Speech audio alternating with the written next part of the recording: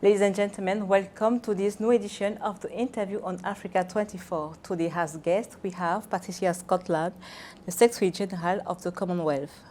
Welcome to the Africa 24 and thank you for accepting this talk. Thank you very much. It's a great privilege and pleasure to be with you today here in Libreville. One Forest Summit which had taken place in Gabon was an event to advance the will and ambition of government toward preservation and sustainable management of rainforests. How important was it to you to take part to this event? I think it has been vital for the Commonwealth to be represented at this very important summit. As you know, the Commonwealth represents 56 countries. That's about 1/3 of the world. We've got about 2.6 billion people, and 60% of them are under the age of 30. Our countries are all adversely affected by climate change.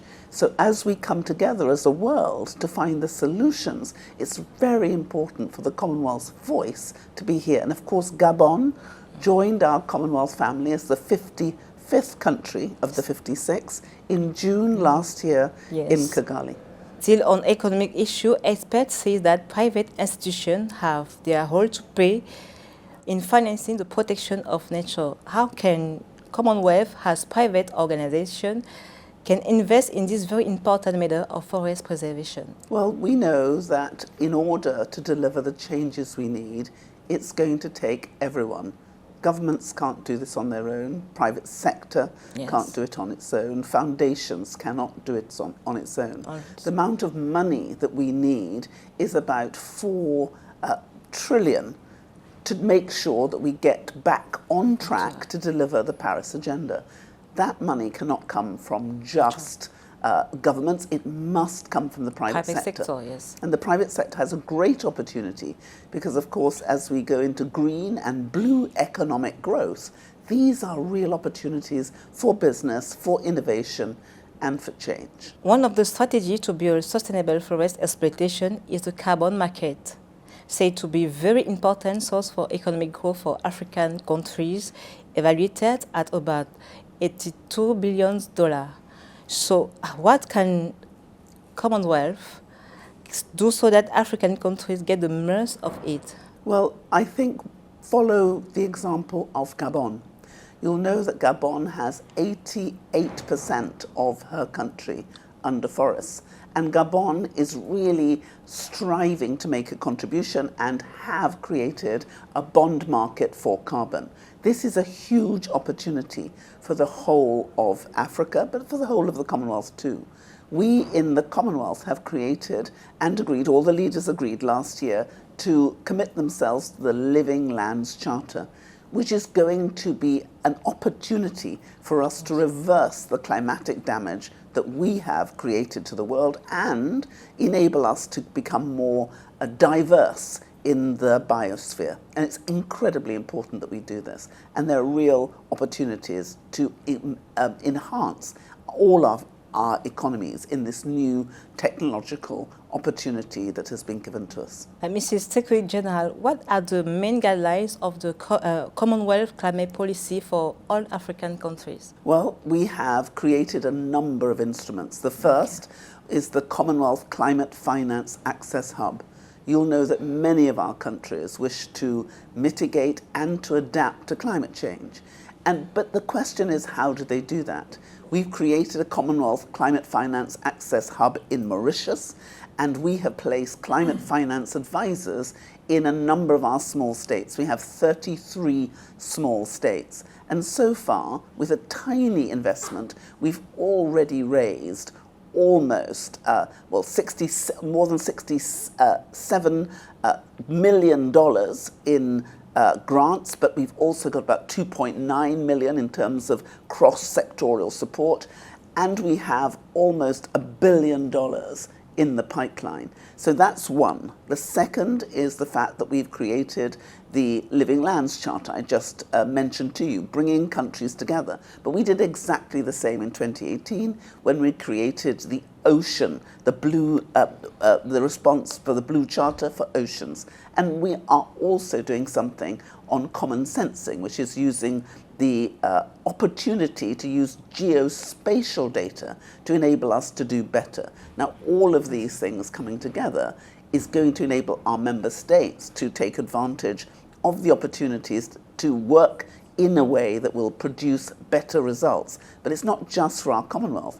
This pattern, this working together, can be shared by the whole world. The whole world. As you earlier said, the Commonwealth was recently joined by some French countries like Gabon and Togo. What makes Commonwealth so attractive? I think it's because we've been working together for such a long time, and we're very practical. If you look at the intra-Commonwealth trade, there's now $768 billion of intra-Commonwealth trade.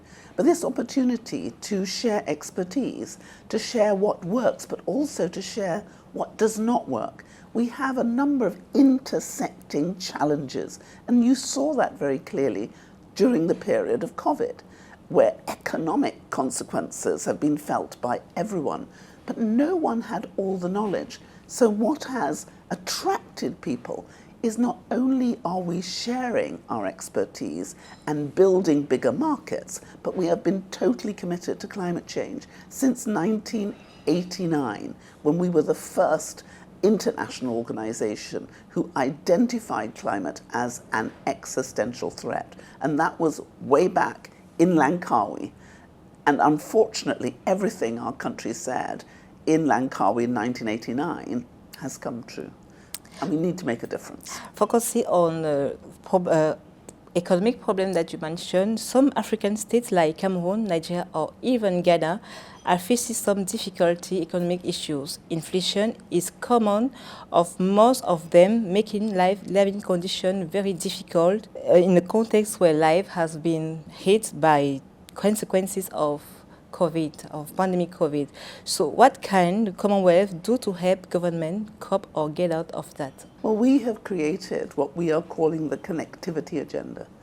We've been able to analyze the nature of the economic challenge in our countries, but also to work together to identify how do we turn that around.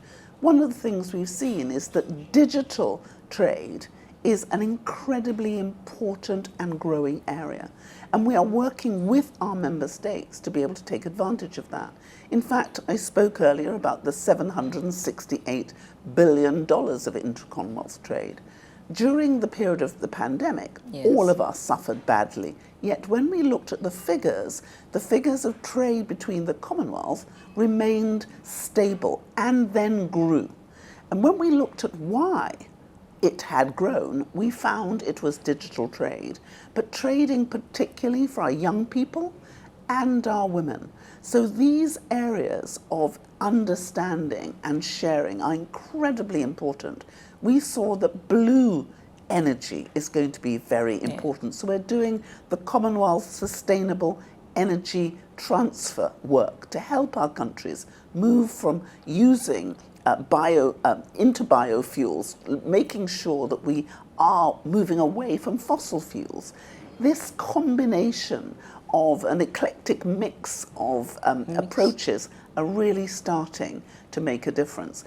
And I think the most pivotal thing is our countries coming together and sharing knowledge and expertise and helping each other in a way which means that we'll get there faster and better. Mrs. Secretary General, thanks for answering.